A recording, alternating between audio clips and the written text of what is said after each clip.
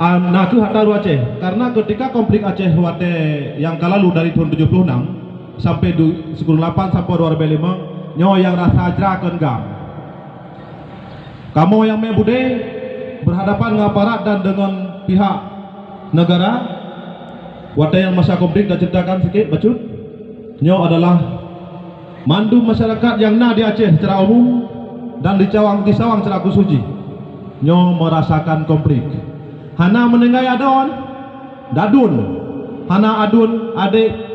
hana adik kumun syara paling tidak bangsa.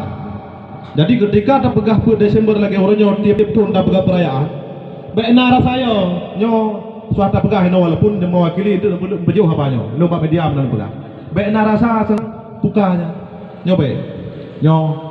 sama-sama orang mentanggapi panjang umur itu sehingga mentanggapi terpenuhi undangan di Pak Oronyo. Walaupun dalam rangka tak doakan tanggung doa bersama tak tujukan tak niatkan kepada para syuhada yang terlebih awai gua ba Allah masa konflik dan seterusnya dan sebelumnya. Nah, jadi Oronyo sama-sama tak syukur yang bahwa yang mentanggapi kesehatan panjang umur sehingga mentanggapi tak berkumpul yang lagi rupa. Menasih seluruh ngasalim menadu adu saban-saban kedua kirim ke Nabi kita yang ada nak di Muhammad sallallahu alaihi wasallam beserta para sahabat dan keluarga Bandung. Permintaan kita bersama tentunya Fufutai dan tujukan kepada para ahli ulama sebagai penerus bagi kita yang awam, yang bangsat,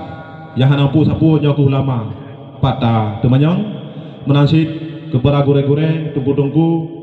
nyoge gede sawang na yang mulia abadi dan babandung para pimpinan-pimpinan dayah yang napan sigom Aceh umum dan terkhusus yang nadi Kecamatan Sawang.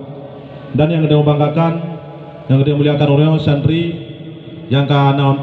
undangan, terima kasih kami ucapkan atas kesediaan wate dari pimpinan termasuk dari santri abadi dari kunci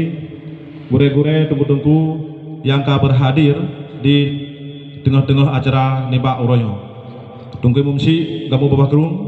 Pak Gesi kamu bawa kerung beserta aparatu desa Bandung selaku pos tempat nembak Bengong Oronyo menansilom penghormatan kepada Bapak Mukim